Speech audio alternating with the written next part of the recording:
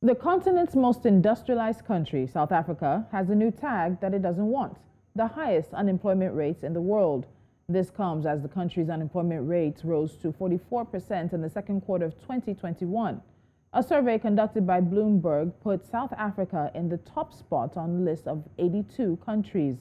Statistics South Africa redefined unemployment to now include people who were available for work but not looking for a job. And this number rose to 44.4% from 43.2% in the first quarter. The unemployment data in South Africa is likely to deteriorate in the third quarter, considering that government has tightened COVID-19 restrictions in the face of a third wave of infections, hindering efforts to revive an economy that shrank 7% last year.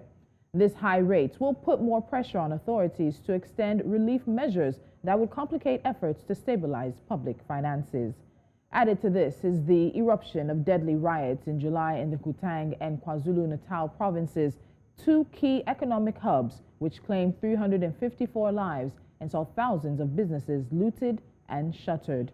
The South African Property Owners Association says the unrest cost the country about $3.3 billion in lost output and placed at least 150,000 jobs at risk. Today, we're looking at addressing South Africa's unemployment problems. What's the way out? Are there solutions? We'll get into that conversation today. I'm Tolulope Adeleru-Balogun. Welcome. This is Business Edge.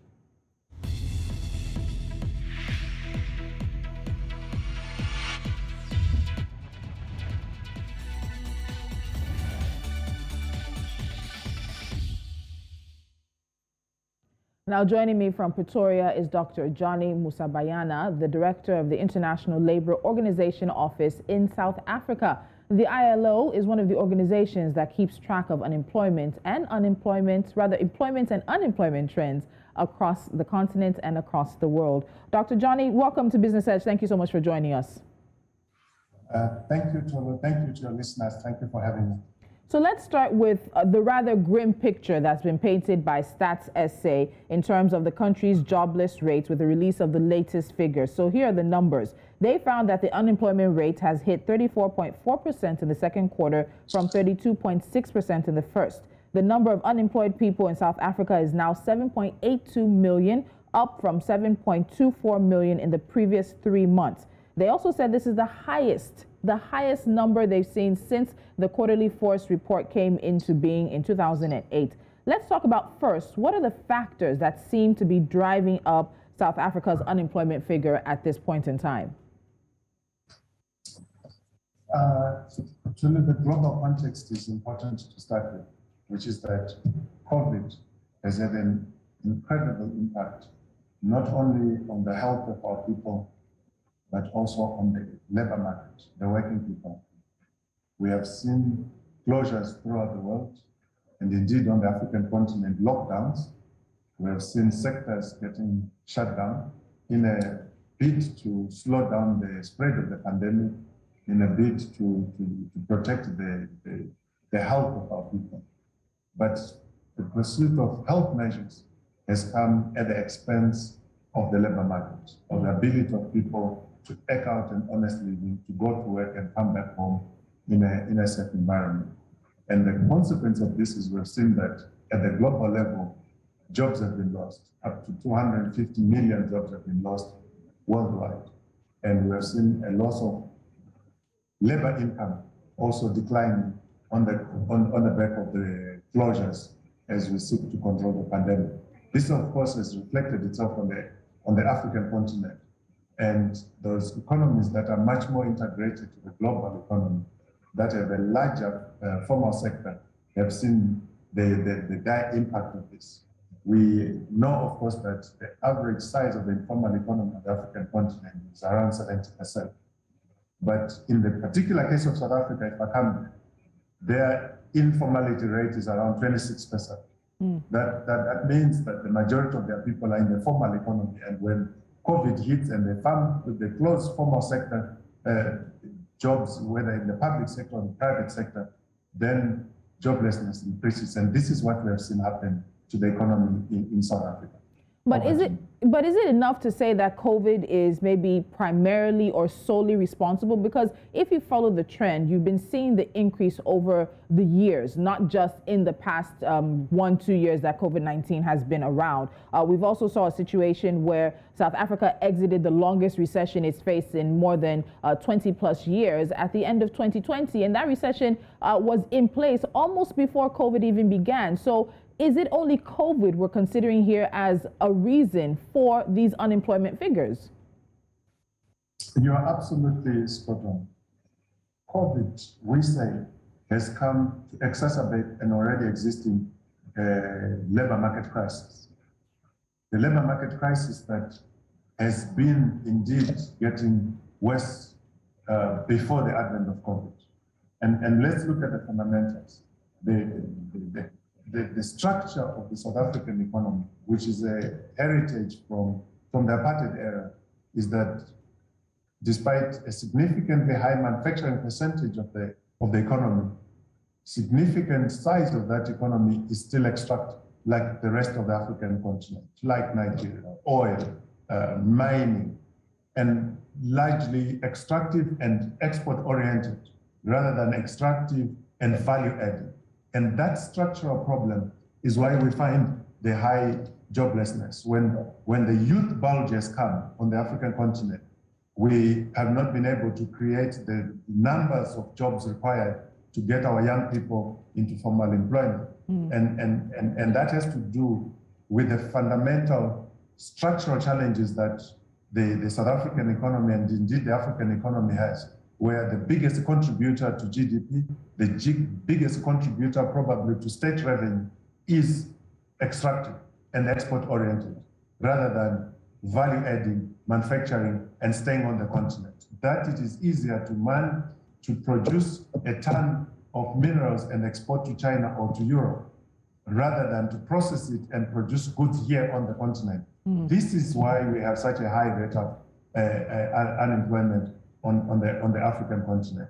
So the structural nature of the economy, the youth bulge, when these two have met, we have the very high unemployment rates that we are seeing in South Africa.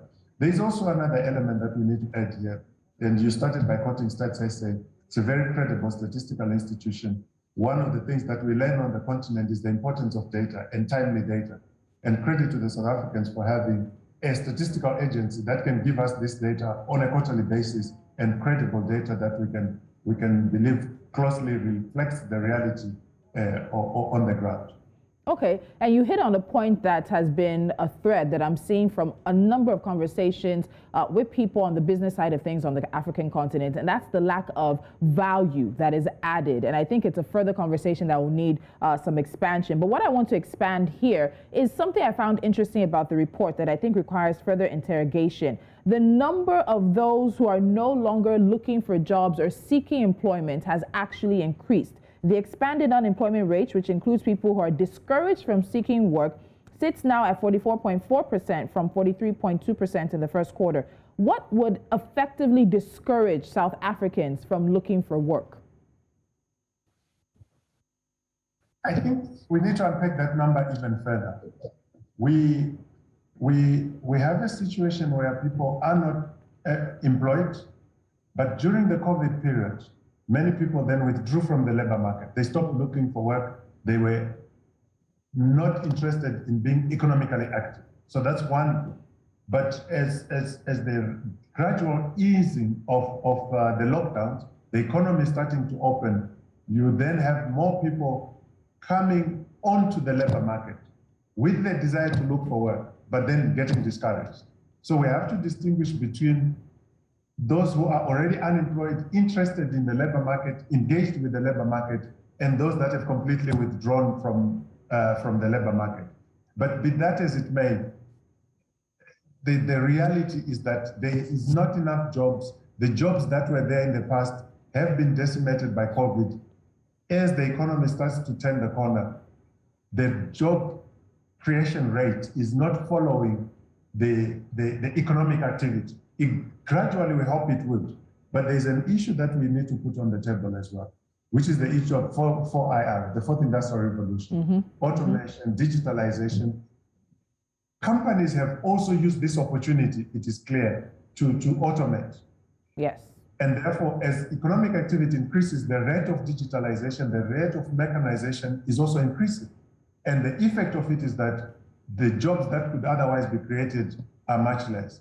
But the compensatory sectors that could otherwise then help are not as effective. If we look, let's go into the sectors. The numbers there in the table you showed clearly, and there is a picture that probably one needs to paint, which may be a good one. If you look at the sectors which you showed, the sectors that lost and gained, you'll see that agriculture gained, construction gained, trade gained, and trade gained, and that is very critical for how we look at the future. We know that agriculture on the African continent is a key driver of further economic activity. The forward and backward linkages between agriculture and manufacturing are very, very, very clear, particularly in the South African economy. Construction is an infrastructure development program. The president has put the presidential infrastructure development program, and it's beginning to show the positive effect of it. So one has to say, there as the situation is, that agriculture is looking forward, that construction is looking forward, and most importantly, that trade is looking forward, and they're starting to gain jobs. That gives us hope that hopefully over the medium to long term, these jobs the economy will turn the corner. Let's look at the finance industry. I'm sure throughout the continent, you may not be as old as I am and remember days when you had to go to the bank just to ask what your bank balance is. Yeah. You got to go to the bank just to deposit the little money that you had. You had to go to the bank to withdraw the little money that you had. We know that all of this, our kids will say, why were you people so foolish? Why did you have to go? Why didn't you just use the cell phone? But finance, I know where you're going. You're going to finance technology, financial technology, absolutely, and how it has now changed the game for the continent. Absolutely. So when you analyze those sectors and what is happening with them, you will see then that agriculture, construction, trade, these are the sectors, these are the big sectors. But you will see that the sectors that are more embedded in the digital economy are shedding jobs. All right, so Joni, I want you to hold on. There's another point that I found quite interesting in this survey, and that had to do with the fact that the South African labor market is more favorable to men than women. And there is one question I want to ask about that before we move forward, but we're going to take a quick break now. We're looking at the numbers as it concerns unemployment in South Africa. Statistics SA has released some glaring figures for the most industrialized nation on the continent, and there are a number of concerns. We'll get into the conversation as to how and why maybe we should be worried that the South African labor market is more favorable to men than women, or maybe not. The answer when we come back.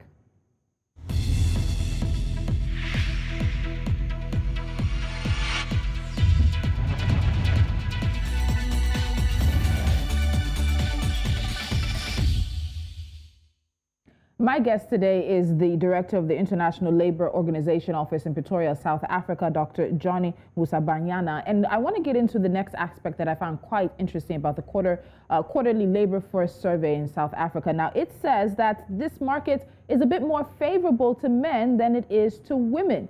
Men are more likely to be paid in paid employment than women, regardless of race, while women are more likely than men to do unpaid work. The proportion of men in employment is higher than that of women. More men than women are participating in South Africa's labor force, as the labor force participation rate of men, is higher than that of women.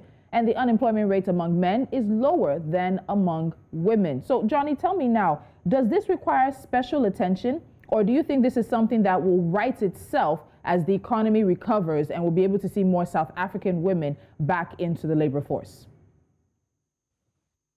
So the issue of gender equality in the world of work is again a crisis. President Ramaphosa has called it the second pandemic next to COVID. And this is a challenge. Again, I want to put it in the context globally. There's a gender pay gap globally around 20%, meaning men are earning more than women. in proportionately similar type of occupations. That's a global phenomenon. It's an African phenomenon. It exhibits itself here in South Africa. The impact of COVID.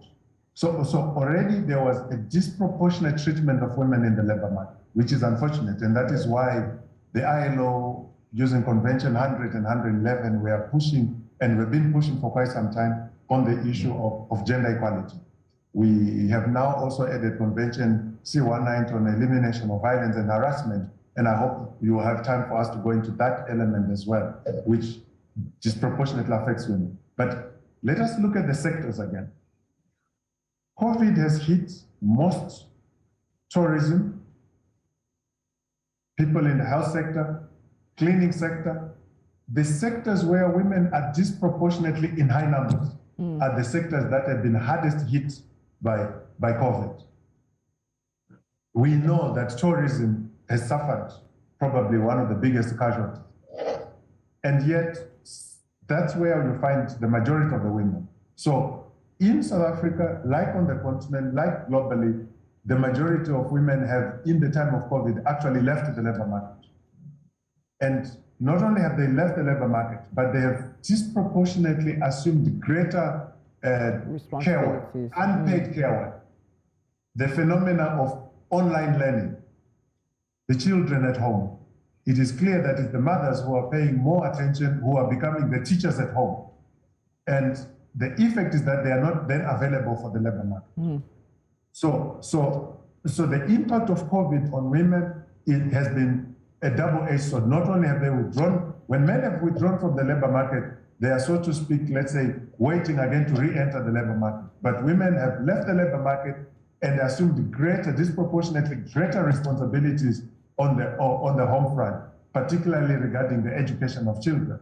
And that makes their re-entry into the labor market harder, likely to be disproportionately much harder. So to your point, whether this is something we should just wait it out. No, we cannot just wait it out. There has to be deliberate policy action to ensure that there is a speedier re-entry of women into the labor market. And we hope that the re-entry is not just on the basis of the unfair conditions that were there in the past, but hopefully we use this opportunity to pursue much greater gender equality efforts as women re-enter the labor market. Okay, I want to go back to some data that came out in July. It showed that higher levels of financial vulnerability were found in Q2 of 2021, and this comes at the time when the COVID-19 social relief grants ended in South Africa at the end of March. Now, pressures of rising fuel, food prices, high unemployment, and limited salary increases also made household incomes very, very tight.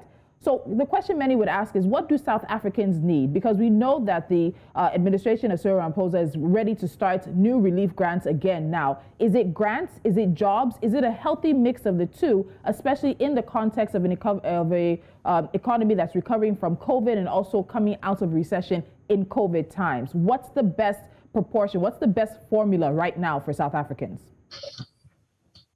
These are not mutually exclusive policy options. These are, in fact, complementary policy options. The issue of social protection, in the UN, we talk about leaving no one behind. And nobody on the continent has demonstrated this better than the South Africans. Of a population of 59 million, about 18 million getting different types of grants from the state.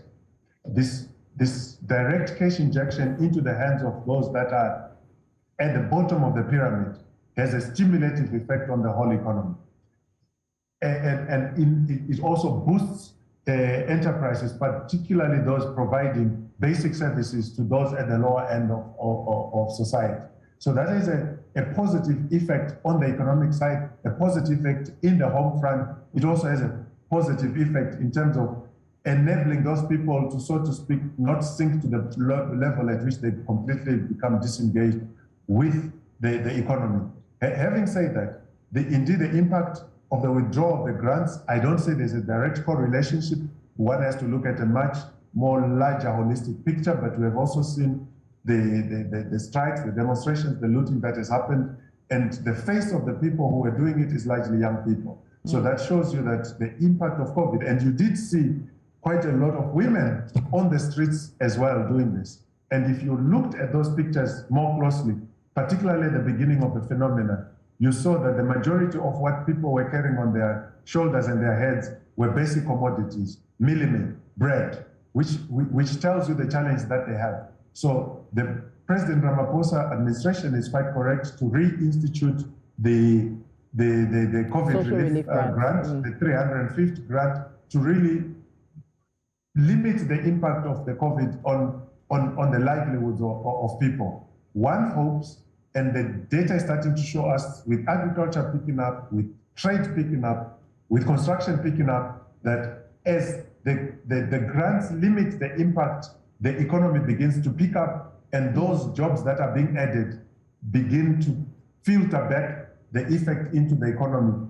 By the time the grants may be withdrawn, there is talk about whether these need to be now made long-term and into a basic income grant for all. But as those kick in, the economy picks up, then the two policy measures are mutually complementary and mutually reinforcing.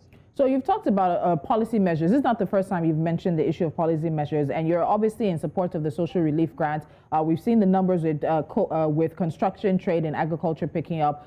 So those are things that are happening. If you had to recommend one additional thing that the Ramaphosa administration would do in order to start addressing the unemployment figures, particularly women are disproportionately affected, and young South Africans. And we see the trend when young people are dissatisfied, are disaffected, are not brought in to the national conversation, particularly regarding employment. We see it in Nigeria, we see it in South Africa, we've seen it in Sudan, we've seen it across the continent. So specifically speaking to South Africa's situation now, if you were to add one recommendation to the mix for the president, what would it be? That's a difficult question. I'm inclined to think of five, and you want one. We just one because of time. I would say boost entrepreneurship. We need to boost the entrepreneurial activity of our people. I would even be provocative to say the percentage we channel to grants, channel and even double that amount into the entrepreneurial activity, so that people begin, first of all, to create their own jobs, and then secondly, to create jobs for others. I think the structural gap in our economy, where we have these largely multinational corporations that are huge and in the extractive sector, and then there is a missing middle. There is small and medium enterprises that are not really effectively engaged in the economy. And then you have the informal economy here at the base. If you increase entrepreneurial activity, if you provide much more facilitation of graduation from informal to formal activities, therefore we have a bigger, robust, small and medium sector. Global experience tells us the majority of people are employed in the small to medium enterprises. Yes. And in Africa, the percentage of the small and medium enterprises formal is very low compared to the large base, which is the informal activity. That would be my one policy measure, but I'm sorry if it doesn't sound very original. No, it doesn't have to be original. We're not looking to reinvent the wheel. We're just looking to make the wheel sustainable for Africans. Dr. Joni Musabayana, thank you so much. I'm very sure we will be seeing you again. There are a number of issues that we need to continue these conversations as we look to scale up business and enterprise on the continent. Thank you for joining me on Business Edge. Thank you very much, and thank you to your listeners. All right. And it's been a really interesting conversation. Also, the mention of the fourth industrial revolution. Are African countries ready for this? And then, of course, how South Africa is going to continue to address in a sustainable and potentially large way its unemployment figures. Data coming from the Statistics SA agency painting a dire picture for the continent's most industrialized nation. We're going to finish this up with NC4 to watch, but that's on the other side of this quick timeout.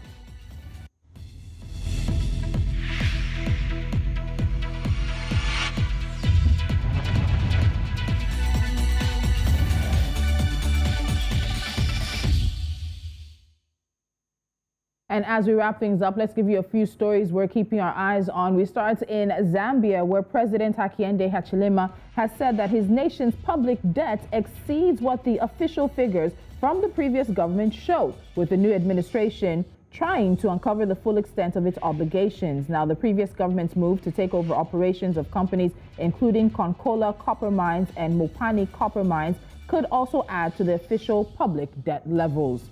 Number 2 on the list, Kenya's August inflation has risen to 6.57% compared to the 6.55% inflation rate in July. A Kenya National Bureau of Statistics report attributes this rise to the increased cost of basic foodstuffs and transport.